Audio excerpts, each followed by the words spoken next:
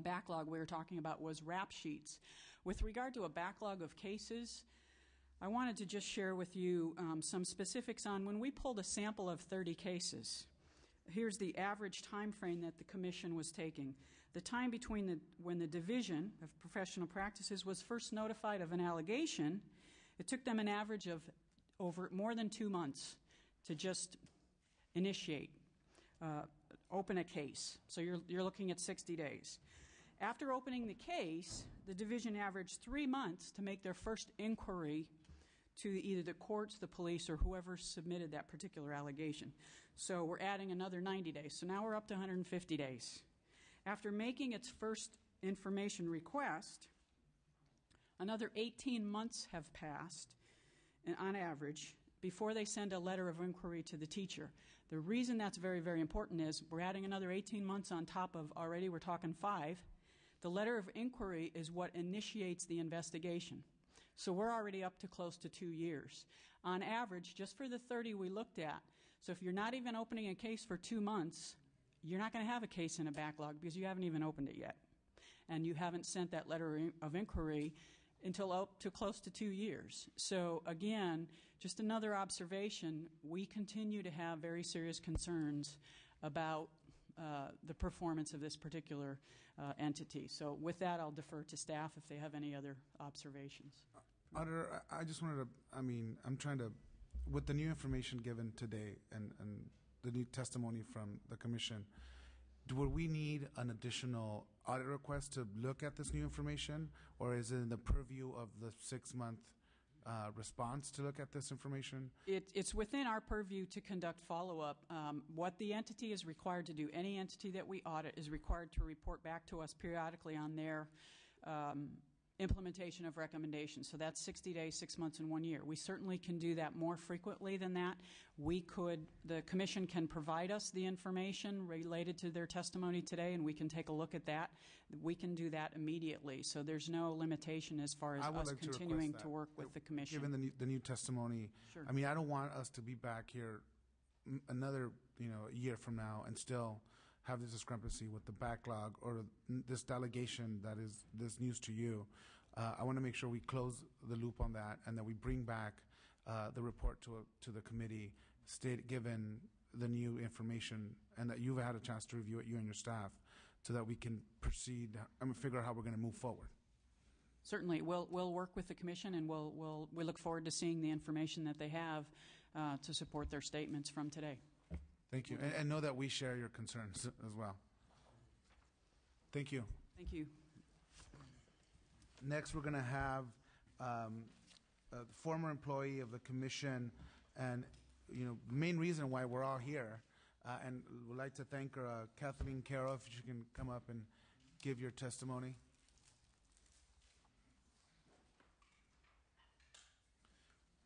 And as you get settled, let me just thank you again for all your work, Kathleen. And without brave state employees like yourself coming out, we wouldn't be able to really figure out what's really going on with the Commission. And so I want to thank you as not only the chairman of the committee, but as an assembly member who represents hardworking taxpayers that contribute to the system and ensure that we're doing our job. And so I just want to thank you again and look forward to listening to your testimony.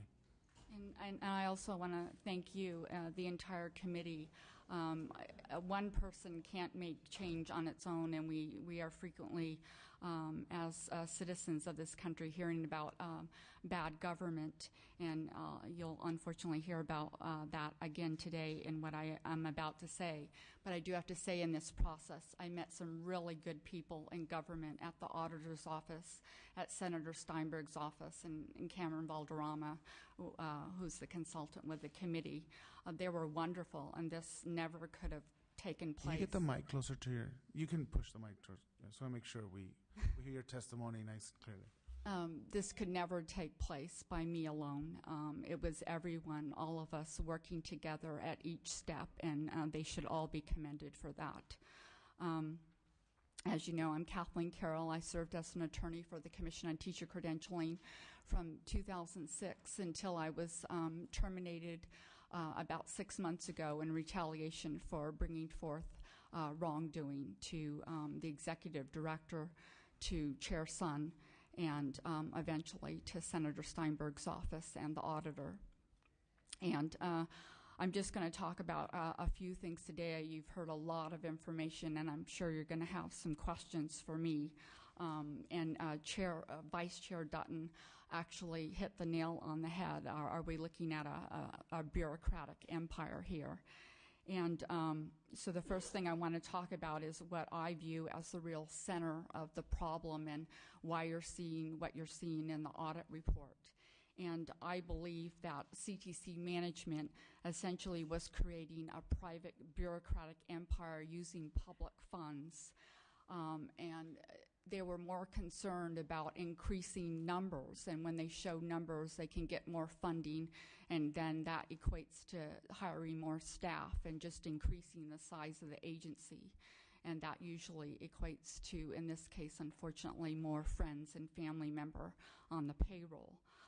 But the real center of the problem is that there was just a massive amount of documentations coming in. You've heard today that they come in from different sources. They certainly don't just come in from the Department of Justice. We also get reports, as you heard today, from school districts. But the big numbers, the massive amount of documents were coming in from the Department of Justice, and I believe they all were not legally related to fitness to teach. And in that massive amount, and we're talking piles and piles and piles of paper, within those documents were the cases related to fitness to teach, the serious stuff that you see in the audit report. They were just slipping through the cracks, and that's just not fair to anyone. It's certainly not fair to public safety, student safety. It's not fair to school districts if they send in a report as mandated by law, but it takes 3 years for us to actually follow up with them. They could be held liable and get sued. Should something happen at another district, the other district's going to blame that original district. And it's not also fair to teachers. I have seen applications being held up for years on minor offenses that may not be related to teaching. And if they have to wait a lengthy amount of time, well, those jobs are going to go to someone else. So it's just not fair to a number of facets of people in the public. I'd like to refer to page 75 of the audit report in terms of magnitude. It looks like the auditor's office contacted the California Department of Justice, so it's Appendix A. And if you look about 13 lines up, it says that over an approximately 3-year period, the California Department of Justice sent more than 291,000 reports of arrests and prosecution of both credential holders and applicants. Those are rap sheets. So what happened to those? That's a far cry from the asserted 12,600. And I believe, again, they really just care more about numbers than they do about public safety, about what their responsibility is to the public.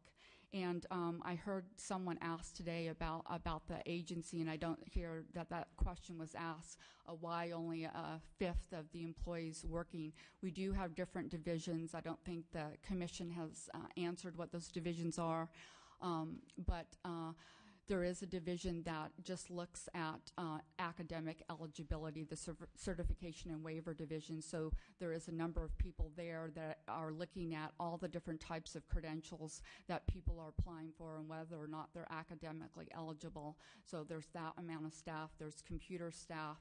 There's also a staff that is the professional service division. They're involved in proving the teacher preparation programs and setting the standards for those programs. So this agency actually has a lot of power over the educational community. It's not just disciplining teaching credentials, and that seemed to be a misperception here. And I think the commission would agree with that statement. What I'd like to say in terms of the auditor is they really had an uphill battle. when you have such a significant percentage of employees fearing retaliation, and they all know that I was taken out because I spoke up. And you couple that with a number of employees in positions of power who are friends with one another, and then another bunch of employees who are related to one another, you're basically just creating this circle of fear. And the auditor's office probably had a real uphill battle, and they should really be commended for all their work. I mean, I was literally on pins and needles before their audit report was released, and I was really pleased to see what an extensive job they did. They did an amazing job given the circumstances. In an environment like this, people are going to just want to clamp down, and they're not going to want to be forthcoming because they're going to be afraid to speak up, otherwise they'll lose their job. So I did want to talk about that. The nepotism and cronyism doesn't just affect employees, it also affects the public's confidence to have the confidence that the money's going to be spent wisely and that decisions and policies are going to be made without bias. And so I did want to talk about that. And there's also the issue of oversight. As this agency goes forward, when you have a bunch of people fearing retaliation, if they see government fraud or waste or someone violating the law, you think they're going to speak up? They're not going to speak up. They're going to keep their headphones on, their heads down, and their mouths shut. And I use that characterization because literally that's what I saw. I saw people whispering in the hallways. If they were too afraid to speak up against management, they'd go out to the parking lot. If they see management walking out to the parking lot, they'd go to walk away from the building.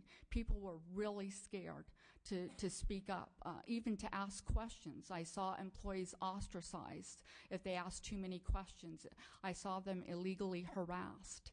And it was very sad, but I think Assemblymember Huber asked about the independent investigation. I mean, it was not independent at all, and I remember the hearing. I mean, I wasn't physically here, but I did view a video of it, and Director Jansen said that there was going to be this independent investigation of the management practices. Well, that's not what happened at all.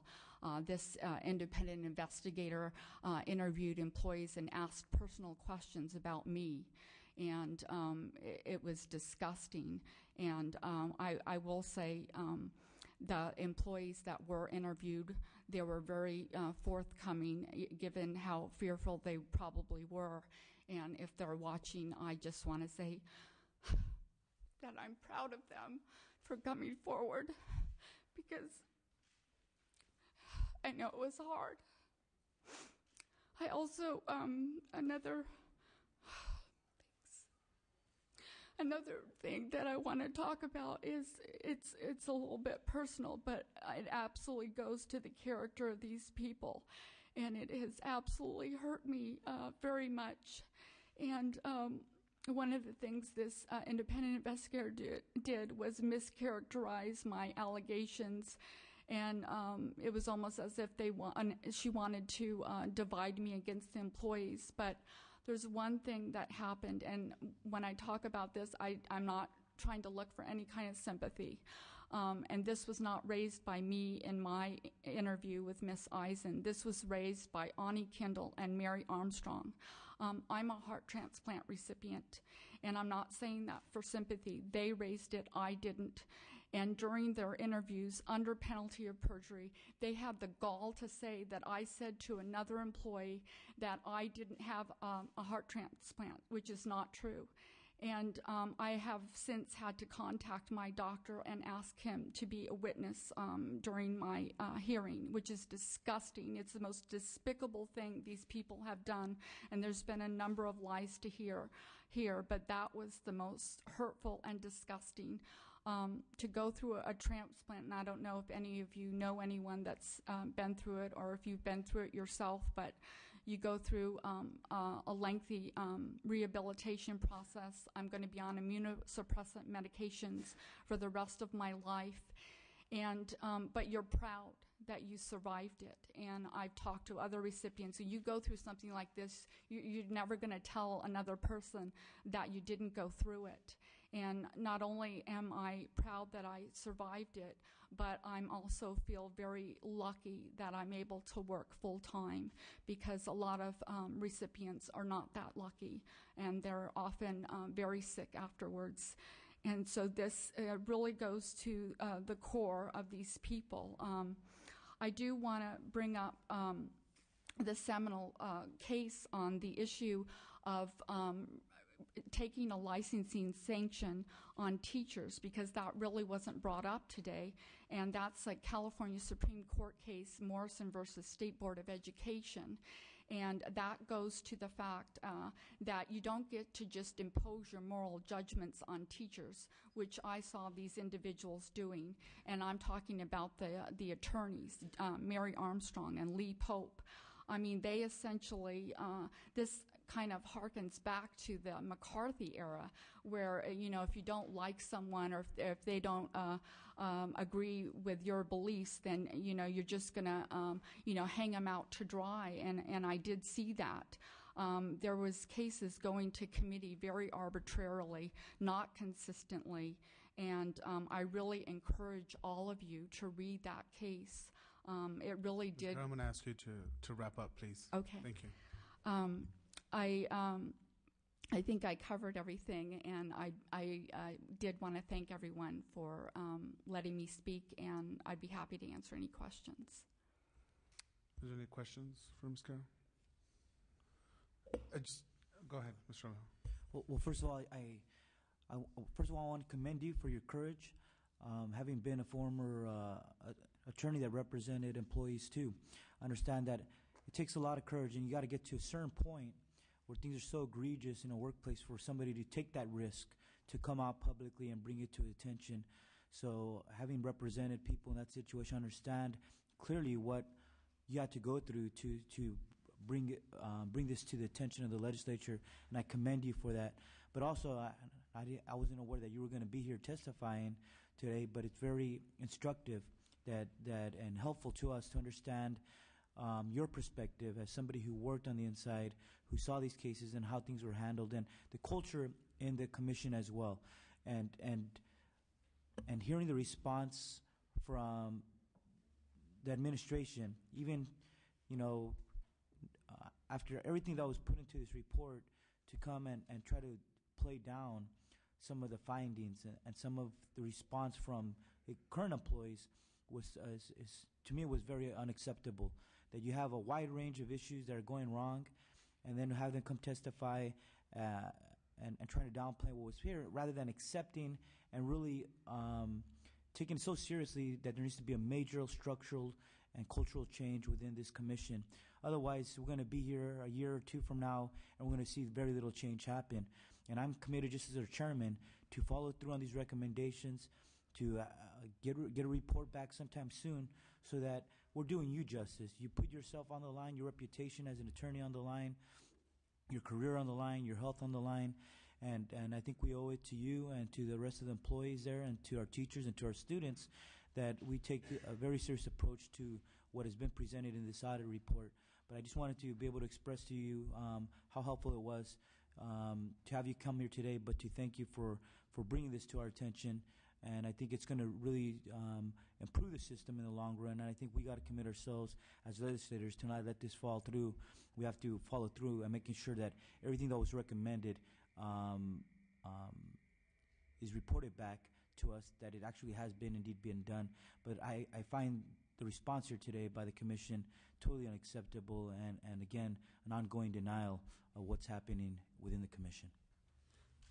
Ms. Carroll, I also want to just thank you on behalf of the thousands of great teachers that we have across the state, and, you know, tens of thousands of public school students that are in our schools right now and that need leadership like yours and depend on it.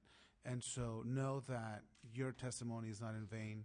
I'm committing myself to ensure that we see through this and that we come up with a resolution. Rather, we'll figure out what that is. But know that I'm committed 110% to ensuring that we really bring justice and we try to work on positive change in this commission, starting with, the a change in leadership at the very minimum of what we can do right now. And so I want to thank you from the bottom of my heart for your testimony today. It makes a great difference, and it is the reason why I pursued this career of public service, to ensure that we fight for our most vulnerable folks, which are our children. So thank you so much. Next, we're going to move on to our final item on the agenda, and that is the State Personnel Board. Suzanne Ambrose, the Executive Officer, if she can please come forward. Thank you. Chapter 3 of the audit report goes into detail on issues of favoritism, retaliation, and the lack of processes in place to file complaints and grievances. Ms. Ambrose, I'd like you to provide the committee with the regulations and protections that all agencies should have in order to ensure a healthy and safe work environment. Thank you. Sure. Thank you. And, due to the late hour, I'll just be very brief and then take whatever questions that you have. With respect to the nepotism finding, certainly, sitting on a panel where you have a relative who is testing for a civil service exam is prohibited by SPB rule. Generally speaking, the state constitution requires that permanent civil service appointments be made based on merit. Nepotism flies in the face of the civil service protections and the merit principle. So, there is really no explicit state law or rule against nepotism. There really isn't even a definition, whether it extends to acquaintances or is really related just to blood and marriage relatives. The State Personnel Board has its own nepotism policy, and most departments do. We would be more than happy to share ours with CTC and work with them on, their hiring handbook and any other procedures that I would have in actually place. recommend that you please work with CTC and Yes. give them and work with them to create that manual. I think it's very necessary, and Absolutely. I would appreciate if you can give me any feedback to my office in terms of the progress of meeting with CTC on this issue. Absolutely. And I didn't have any other comments. If you had questions, I'd be happy to answer them. Are there any other questions? Thank you. I think your testimony is very clear and concise, and we appreciate that. Thank you. I would just like to take a moment for any public comment. Okay. We have, why don't you come up here to the front? And you could be. I'll be very brief. Yeah, we have. My name is Peter Pursley. I'm an attorney. I'm going to give you just a minute, just so you know. That's fine. Thank you. Should I go now? Go ahead. Okay. I hold a PhD from Stanford University in education, administration, and policy analysis. I just want to turn your attention to some of the recommendations from the audit. I'll be very brief about this. On page 10, they list some criteria that they're recommending for improving the hiring process. I would recommend that in those bullet points there be included a statement that selection criteria, not just procedural matters, selection criteria be included in whatever personnel manual gets developed eventually. Also, I'd like to express my complete lack of confidence in this agency being able to come up with a decent personnel manual on its own. I think recommendations need to be made to bring in employment law experts from both the employment side and from the employee side. These folks do not have the ability to do it. They just can't turn this out overnight. Also, there need to be termination criteria. That's not mentioned in here. Finally, given the track record of this agency, I think that until further notice from the legislature that they can stop doing it, this agency needs to disclose familiar relationships and social relationships among its applicants to all applicants who are being considered for a job. Thank you. We would, if you have written Just one more item, and that is that I'm concerned about funding for this agency. And I understand that funds from this agency flow to private entities that are for-profit. I think that needs to be looked into for personnel purposes, for teacher training, and for teacher evaluation. I don't think that public funds should be going to for-profit private schools. Thank you so much. Thanks a lot. Appreciate your testimony. Go ahead. Thank you.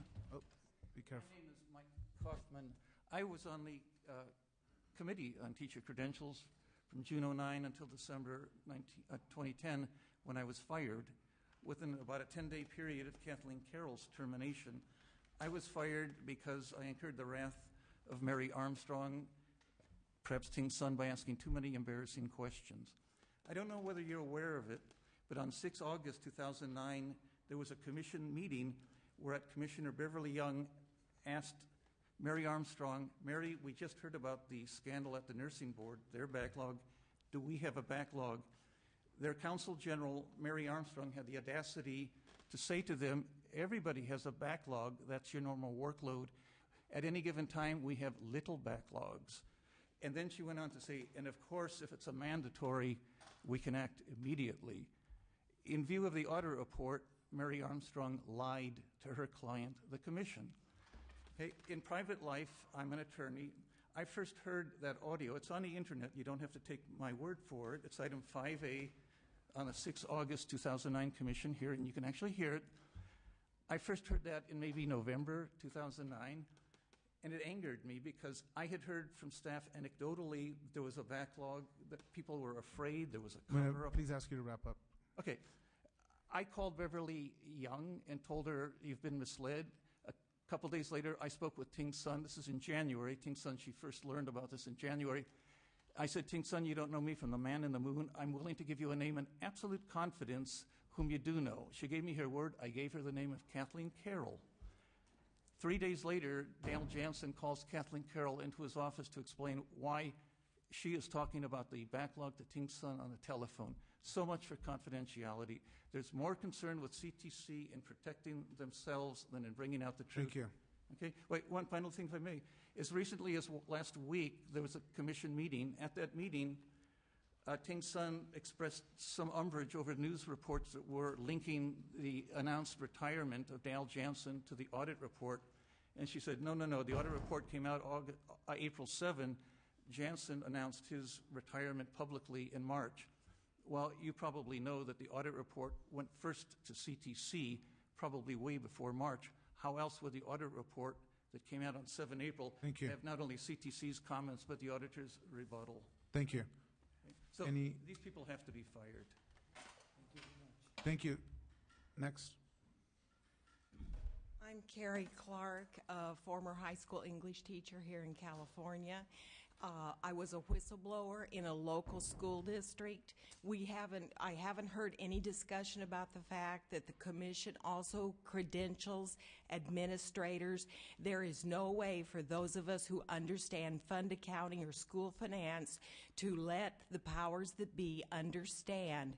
The commission was complicitous when myself and a teacher at the next school district, a school administrator, went to. I was rendered severely disabled with post-traumatic stress disorder. Under stresses, I coil on the right side of my body. I thought I knew enough to put this man in jail. I didn't know that nobody would care. There was no reporting system. When I went to the commission with this other teacher, the same thing happened that I heard here, including the statutes of limitations expirations. This man went on and damaged educators up and down the state of California while he overspent, while he misspent, while monies disappeared. Nobody seemed to want to report him. They were all complicitous and laughed at education code standards. Something has to be done. Thank you. Appreciate your testimony. Next. Hi. Hello.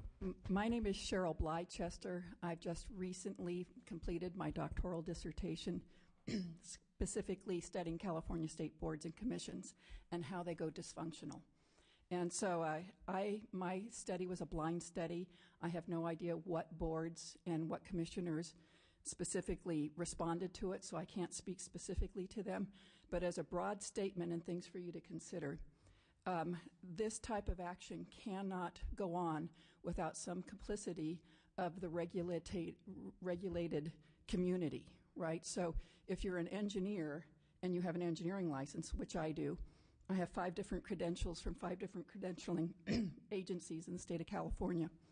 So you cannot have this amount of mismanagement of cases without there being board capture is what they refer to it as, right?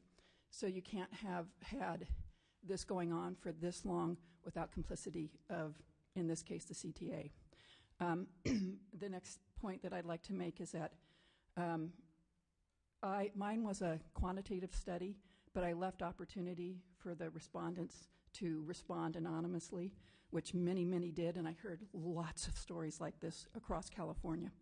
But one of the things that I heard repeated often was that staff lie to the boards and commissions repeatedly when they're making testimony, and there are no repercussions, even when the commissions catch them, even when they say, "Are you lying to us?" And they have to admit they are. So I have lots of suggestions on how to reformulate boards. That was part of my dissertation. I'd like to leave my card for I look forward to reading your research. Absolutely. Thank you. Is there any other public comment? Great. Thank you. I appreciate folks for staying for today's committee. Let you know that we are going to continue to look at this issue. We are not leaving this important issue alone. And so I would ask staff to please follow up with the state auditor and the state personnel board to ensure that they're involved. So thank you so much. This concludes today's hearing.